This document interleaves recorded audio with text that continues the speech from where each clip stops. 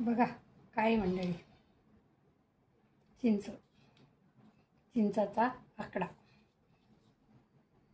खूप गोड चिंच आहे बरं का, इतकी मस्त आहे ना.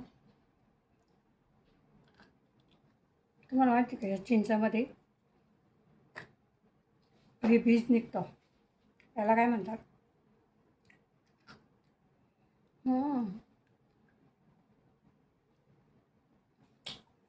त्याला काय म्हणतात? चिंचोका. हा चिंचोका आहे ना, खूप बहुगुणी आहे बरं का. आपल्याला जर विंचू चावला ना तर हा असा उघडायचा आणि त्याच्यावर लावायचा. हे चिंचोक्यापासून कुंकू तयार करायची पूर्वी.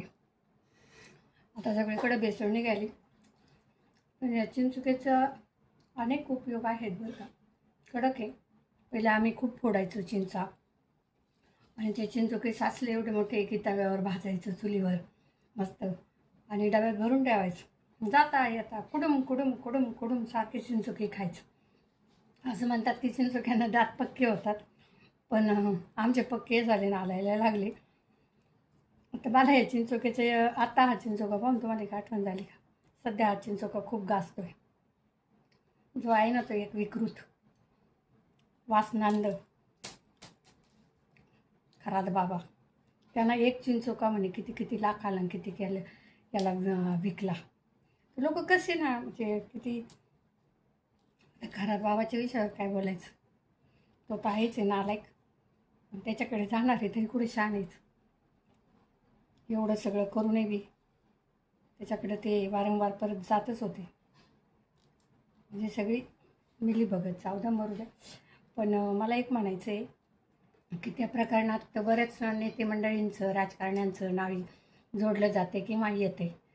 तर जनतेनं हे आपला देश राज्य चालवण्यासाठी निवडून दिलेले मंडळी, वेगवेगळ्या पदावर बसवलेली मंडळी, तीच जर अशी शेण खात असतील, अशा अंधश्रद्धेच्या आहारी जात असतील, तर सामान्य जनता कशी सुधारायची? कसा हा राज्याचा आणि देशाचा विकास व्हायचा? कठीण आहे का नाही?